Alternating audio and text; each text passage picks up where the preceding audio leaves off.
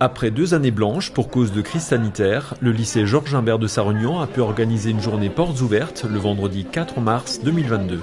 L'événement a permis aux futurs lycéens de découvrir les différentes filières, générales et professionnelles, que propose l'établissement. On va démarrer avec les élèves de 3e, donc qui viennent visiter le lycée, découvrir le lycée par groupe, de 15h à 17h, mais parallèlement à cela, on accueille aussi les parents d'autres élèves, d'autres collèges qui viendront visiter un peu le lycée.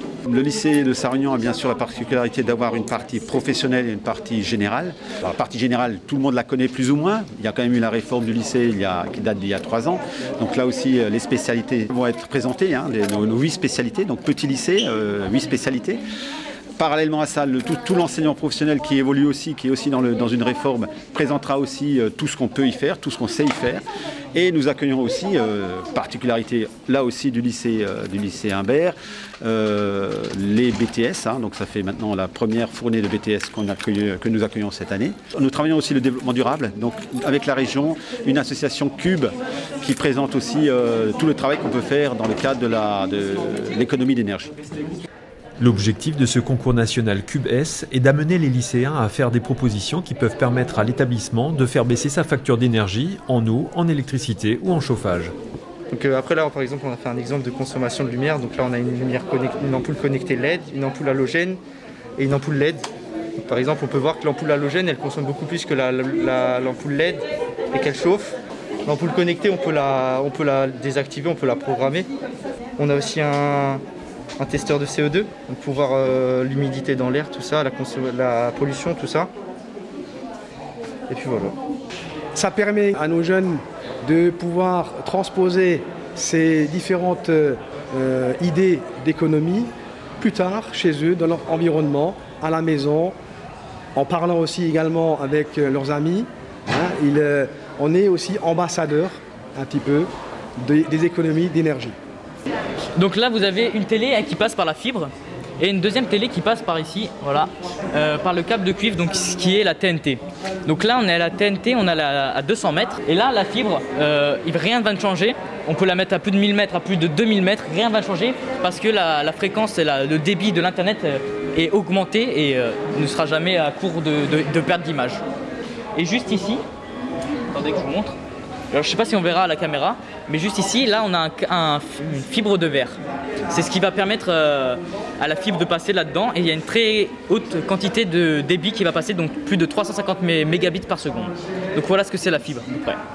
Les élèves sont amenés au cours des 3 ans à faire de la soudure fibre, de la connexion de câbles coaxiaux. Ils permettent aussi, durant ces 3 années, de faire des mesures sur les différents circuits avec les différentes longueurs de transmission vidéo.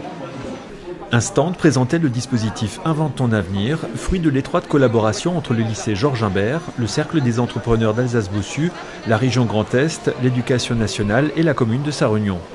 Le lycée dispose ainsi depuis la dernière rentrée d'une section de BTS CRCI et d'une section de BTS MS. CRCI, c'est conception et réalisation en chaudronnerie industrielle.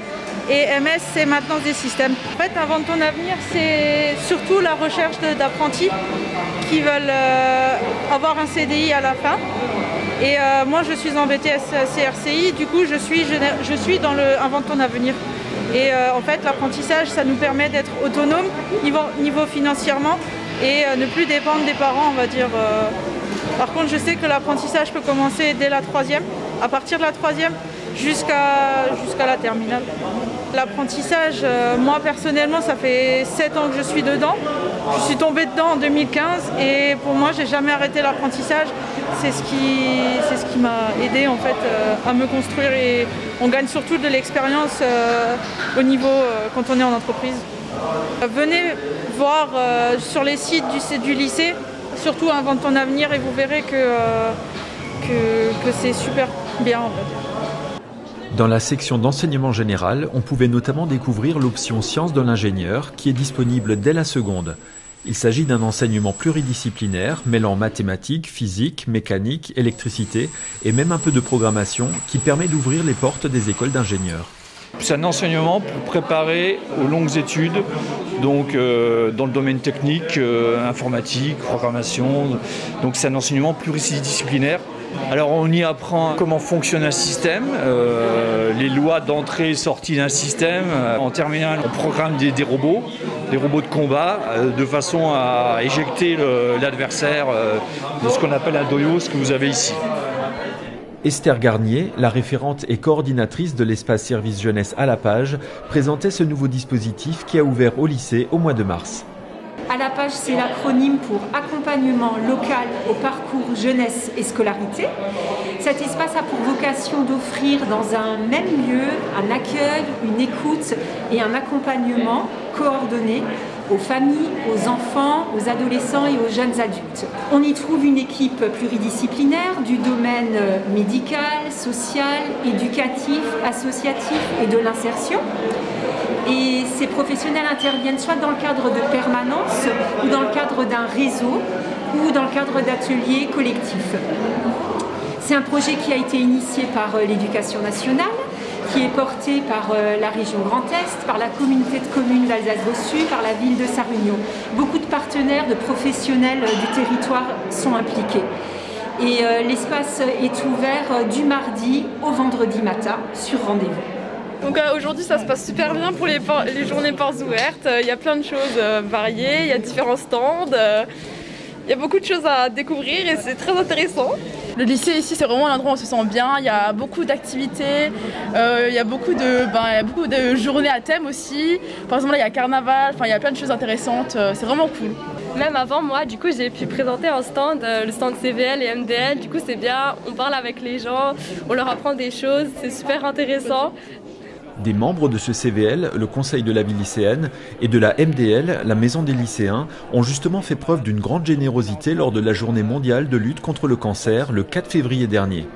Ils ont récolté des fonds et c'est avec fierté qu'ils ont remis à Christophe Schenacker, le correspondant local de la Ligue contre le cancer, un chèque de plus de 708 €.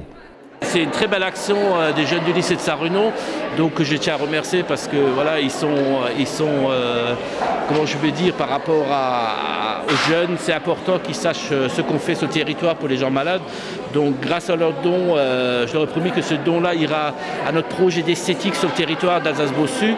Donc on va bien leur montrer que grâce à eux, les gens pourront venir faire de l'esthétique gratuitement à Sarre-Union pour les gens malades. Donc c'est une très très belle action qu'ils ont faite depuis un mois. Donc je suis ravi d'avoir reçu ce chèque aujourd'hui pour la Ligue.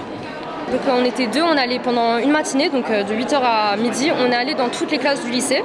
Et donc les élèves donnaient s'ils voulaient ou pas. Et c'est vraiment, je pense que j'ai quasiment pas vu de gens ne rien donner. Ils donnaient toujours un petit peu, même si c'était symbolique, c'était vraiment toujours.